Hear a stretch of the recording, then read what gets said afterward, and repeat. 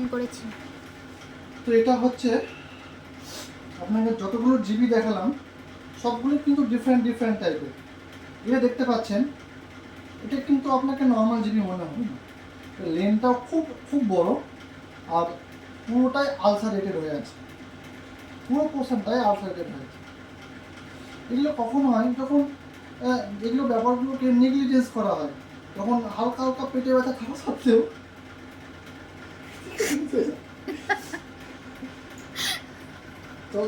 তখনই হয় যখন হালকা হালকা পেটে ব্যথা সত্ত্বেও এগুলোকে নেগলিজেন্স করা হয় এবং কন্টিনিউয়াসলি এটাকে মানে দূরে নিয়ে যায়।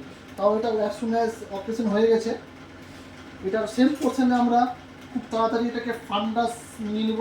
হালকা পোর্শনে ফান্ডাসটা নিয়ে নিলাম, ফান্ডাস পোর্শন নিলাম।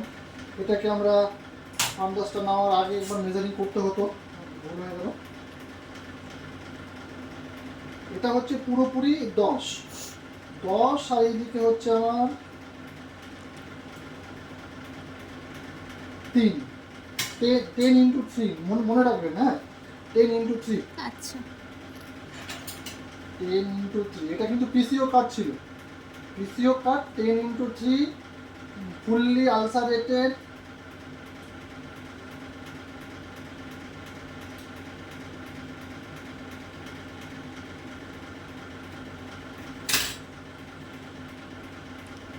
ফুললি আলসারেটেড এটা। ওইটা ঢাকনাটা লাগাও।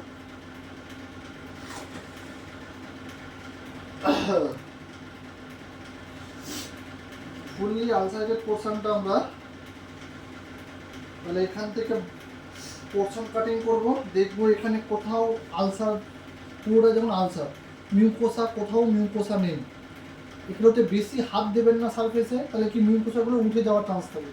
হালকা করে, তাহলে আমি এই পোর্শনের অনেকগুলো পোর্শন নিয়ে নিব, কোন জায়গাতে মিউকোসা আছে আমি দেখে বুঝতে পারছি না। এটাকে আমি হালকা করে কাটলাম, এই পোর্শনটা নিয়ে নেব পুরোটা, এই পোর্শনটা কেটে দেবো। এটা দুটো ব্লক তৈরি, এটা মেনলি দুটো ব্লকে অনেকগুলো স্যাম্পল হতে পারে। এই যে কখনোই দেখবেন অনেক সময় অনেকে করে, যখন এরকম থাকে অনেক সময় হাত দিয়ে ছিঁড়ার চেষ্টা করে, কখনোই এগুলো টিস্যু জিনিসকে কোনো হাত দিয়ে ছিঁড়বেন না, যে ব্লেড দিয়ে কেটে দিন। বাড়িতে যেমন করে পেঁয়াজ কাটেন, যেমন করে আলু কাটেন, তেমন করে এটা কাটবেন, এটা অন্য কিছু না। হয়ে গেছে, এবার এটা লম্বা করে একটু কাট দিতে হবে, লম্বা করে কাট দিয়ে দিলাম। এই যে এই পোর্শনটা এবার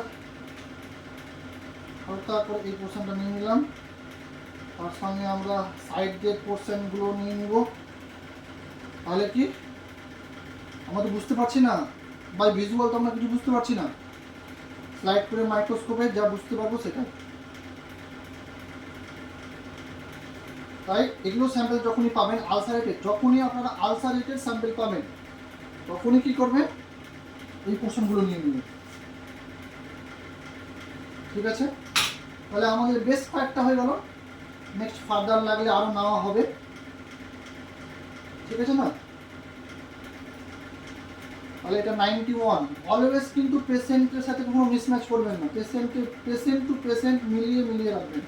কারণ এটা একটা পেশেন্টের জিবি অন্য পেশেন্টে মিক্স হয়ে গেলে, কারো ধরুন ক্যান্সার আছে, কোনো এই পেশেন্টটার ক্যান্সার হতে পারে, হতেই পারে। ধরুন এই পেশেন্টটা ক্যান্সার আছে কিন্তু এর আইডি আমি ভুল দিয়ে দিয়েছি, তাহলে কিন্তু অন্য পেশেন্টের ক্যান্সার করতে যাবে, তখন আপনাদের ল্যাবের নাম খারাপ হবে, আপনার নাম খারাপ হবে। ঠিক আছে, হয়ে গেছে, কমপ্লিট।